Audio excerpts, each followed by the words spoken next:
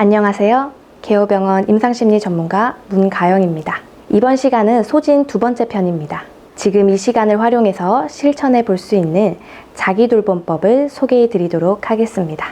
지금 바로 실천할 수 있는 단기적인 방법과 장기적으로 나의 가족을 돌볼 수 있는 동력을 갖추는 방법이 있습니다. 그 첫 번째 방법으로 나와 인사하기입니다. 자신을 돌보기 위해서 가장 앞서는 활동으로 내가 지금 어떤 상태인지 아는 것입니다. 우리는 지나가다 아는 사람을 만나면 안녕이라고 인사를 합니다. 그 사람이 안녕한지, 그리고 좀 더 친한 경우에는 안색도 봅니다. 어깨가 축 처지거나 표정이 좋아 보이지 않으면 어떻게 하시나요? 물어봅니다. 아니면 마음속으로만 생각해 볼 수도 있죠. 무슨 일 있나? 어디가 아픈가? 나 스스로에게도 안녕한지 물어보고 계실까요? 나의 안에서 일어나는 일은 나만이 압니다. 표현하기 전에는 제대로 모르죠. 추측만 할 수 있을 뿐입니다. 그래서 나를 가장 잘 돌볼 수 있는 것도 자기 자신입니다. 그런 나에게 오랜만에 한번 인사를 건네보도록 하겠습니다. 같이 해보실 준비가 되셨을까요? 네, 그럼 시작해 보겠습니다. 누워서 하실 수 있는 분들은 누워서 하시면 좋고요. 앉아서 진행해도 괜찮습니다. 자세는 편안하게 해주시고 어깨 힘을 살짝 푸는 것도 도움이 됩니다. 그리고 눈을 감아 보겠습니다. 그 상태로 호흡하면서 나의 호흡에 잠시 집중해 봅니다.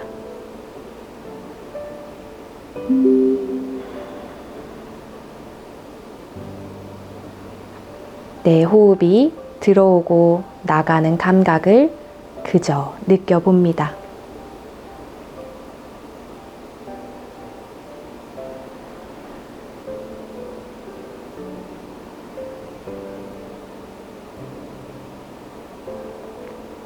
이제 발의 감각에 주의를 기울여 보겠습니다.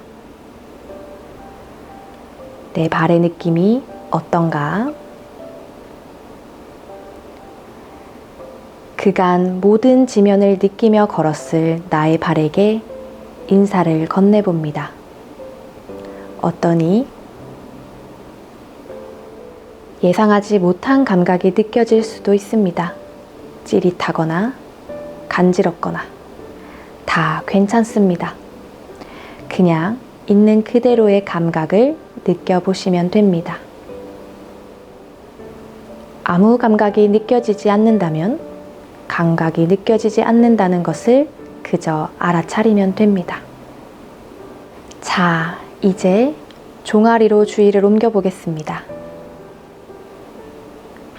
중간에 여러 생각들이 스치며 마음이 방황할 수 있는데 괜찮습니다. 이는 당연한 일입니다. 마음이 방황하는 것을 알아차리면 마음이 어디로 갔었는지 그저 알아차리고 다시 감각으로 부드럽게 나의 주의를 가져오시면 됩니다. 자, 다음은 무릎입니다. 무릎의 감각에 집중해 보겠습니다. 혹시 불편하거나 통증처럼 강한 감각이 느껴진다면 이 역시 알아차리고 그곳으로 부드럽게 호흡을 보내주시면 됩니다. 이번에는 배의 감각에 집중해 보겠습니다. 숨이 들어오고 나가는 공간을 느껴봅니다. 들숨에 커지는 공간과 날숨에 줄어드는 공간. 이번에는 가슴의 감각으로 주의를 옮겨보겠습니다. 심장이 빨리 뛰는지, 추를 얹은 것처럼 무거운 느낌이 있는지, 아니면 텅 빈 느낌이 드는지, 내 가슴으로 호흡을 보내며 그저 알아차려 봅니다. 이번엔 어깨입니다. 어깨에 힘이 들어간 게 느껴진다면 가만히 그곳으로 호흡을 보내면 됩니다. 자, 이번에는 얼굴로 주의를 옮겨보겠습니다. 얼굴의 감각에 주의를 기울여 봅니다. 어떤 감각이 느껴지는지, 혹시 얼굴 어떤 부위에 힘이 들어간 부분이 있는지,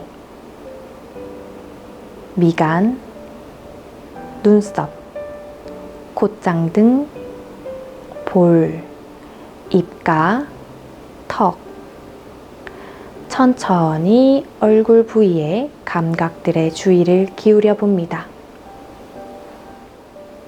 자, 이제 몸 전체로 호흡을 불어넣어 줍니다.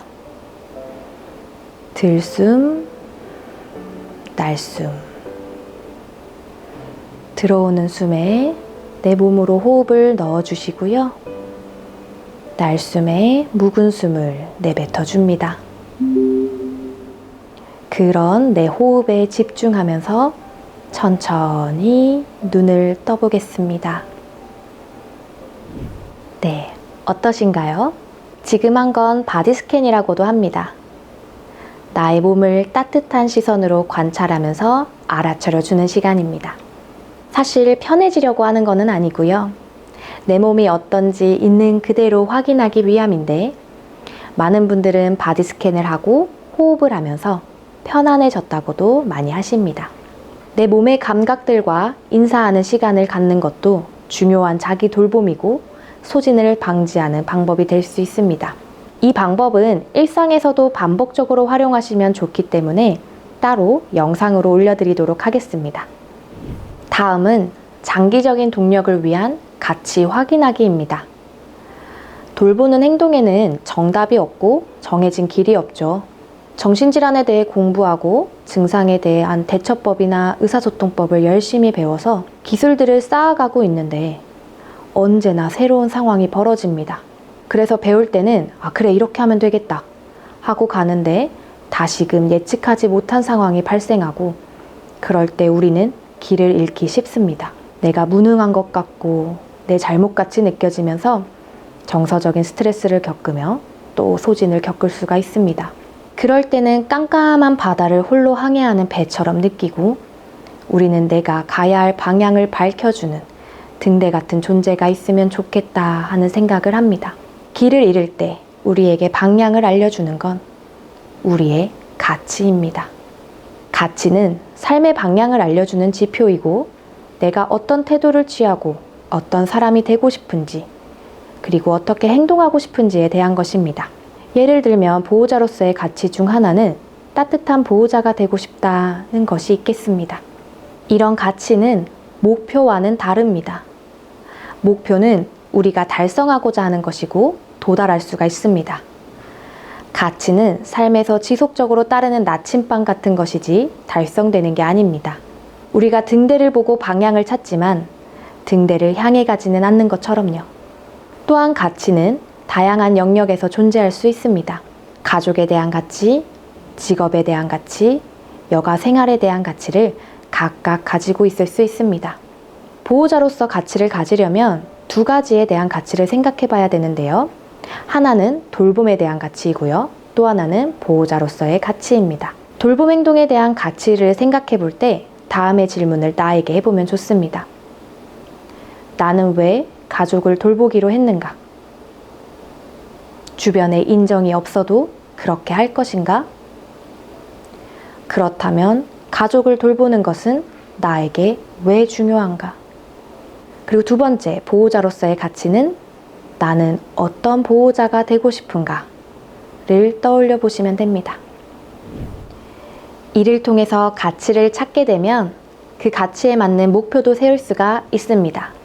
예를 들면 돌봄의 가치를 내 가족이니까 가족의 회복에 도움을 주고 싶다라는 것이고, 보호자로서의 가치가 따뜻한 보호자가 되고 싶다라는 것이라면 그 가치를 따라가면서 가족을 이해하기 위해 지금처럼 교육을 받고 가정에서 할 수 있는 소통이나 여행 등을 계획하고 목표로 세워볼 수가 있습니다. 가치는 행동의 방향이지만 목표는 그 중간중간 개별 과제들입니다. 또 하나는 선택이 필요한 순간에 방향을 잡을 수가 있습니다.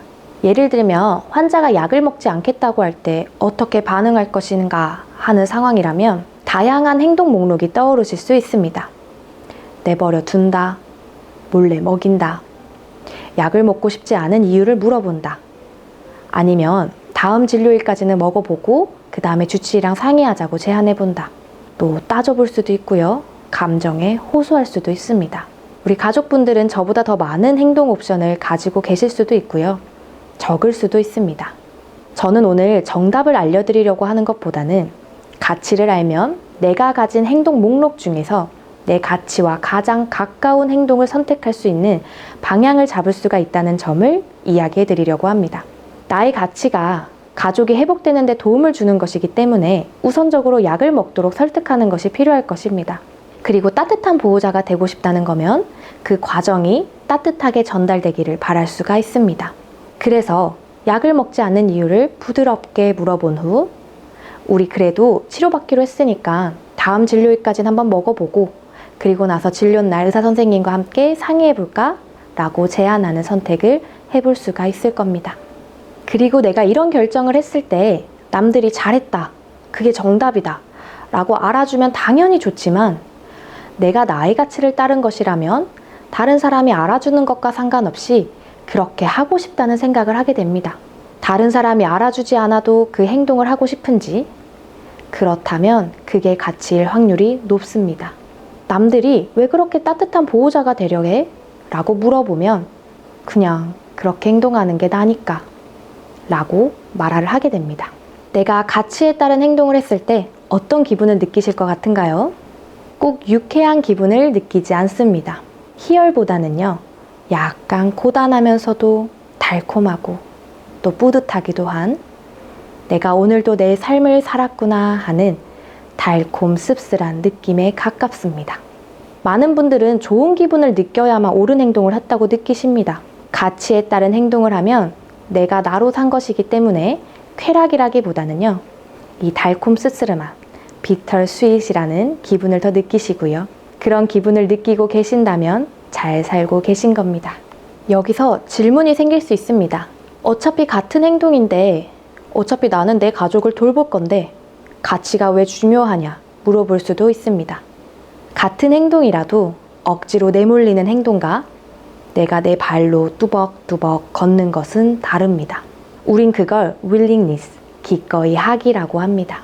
힘든 행동일수록 기꺼이 한다는 마음이 없으면 쉽게 흔들리고 쉽게 소진됩니다. 내가 이 행동을 하는 이유를 잘 모르면 내가 왜 이렇게 살아야 되는지, 내 인생은 왜 이런지 짜증이 나고 정서적으로도 부담이 올 수가 있습니다. 반면 내가 선택해서 그 행동을 기꺼이 한다면 이런 불필요한 감정이나 생각이 덧붙여지지 않습니다. 자발적으로 뚜벅뚜벅 내가 무엇을 하는지 아는 보호자분들은 쉽게 소진되지 않습니다. 네, 이제 나를 알고 나의 가치를 알고 나를 돌봐야 또 오랫동안 가족을 돌볼 수 있다는 걸 알았어요. 다만 우리는 이렇게 꾸준하게 자기 돌봄을 유지하는데 방해물이 있습니다. 특히 우리 보호자분들께서는 돌봄이 일인데 나를 돌보는 것에 대해서는 껄끄러워 하시기도 합니다. 이기적이라고 느끼시거나 죄책감을 느끼시는 분들도 있습니다. 나의 가족은 병원에서 고통받고 있는데 내가 나를 위한 시간을 써도 되는지 망설입니다. 또 하나는 보호자는 강해야 한다고 생각을 하면서 감정을 느끼고 표현하는 게 약하다고 느끼십니다. 그런데 감정을 인정하거나 표현하지 않는다고 해도 내 안에는 감정이 그대로 남아 있습니다. 그렇게 감정을 묵히다가는 감정을 묵히는 데에도 에너지가 쓰일 뿐 아니라 쌓인 게 너무 많아 더 이상 버티지 못하게 되면 예상하지 못한 사소한 장면에서 훅 폭발할 수 있습니다. 그리고 내가 느끼는 고통을 다른 사람들이 이해하지 못할 거란 생각에 표현을 또 자제하시기도 하시고요. 또한 자기 돌봄을 따로 시간을 내서 여행을 가거나 나에게 많은 돈을 쓰거나 혼자만의 시간을 오래 가지는 등 비싸거나 많은 시간이 필요한 거라고도 생각을 하십니다. 사실은 그렇지 않습니다. 샤워를 하는 잠깐의 순간도, 커피를 한 잔 마시는 순간도 자기 돌봄의 시간으로 활용할 수가 있습니다. 물론 제가 지금까지 말하는 마음들은 많이들 경험하시고 자연스러운 경험이지만 이로 인해서 자기를 돌보는데도 많은 제약을 받으실 수가 있습니다. 저는 여기서 죄책감이나 부담감이 잘못됐거나 없애라는 것은 아닙니다. 그런 감정은 자연스럽게 경험할 수가 있지만 더 멀리 보자는 겁니다. 자기 돌봄은 내 기름통에 기름을 보충하는 기능을 하고 이를 통해 보호자는 고된 보호자 역할을 계속 할 수 있게 됩니다. 결국 자기 돌봄은 내가 보호자의 역할에 지치지 않기 위해서 에너지가 다 소진되기 전 충전할 수 있게 도와주고 소진을 지연시켜 줄 수가 있습니다. 우리는 모두 함께 사는 존재입니다. 누구 하나 잘 살기 위함이 아니라 우리 모두가 잘 살 수 있도록 말 그대로 아름다운 동행을 할 수 있는 지혜로운 방법을 찾으셨기를 바랍니다. 지금까지 개요병원 임상심리 전문가 문가영이었습니다. 감사합니다.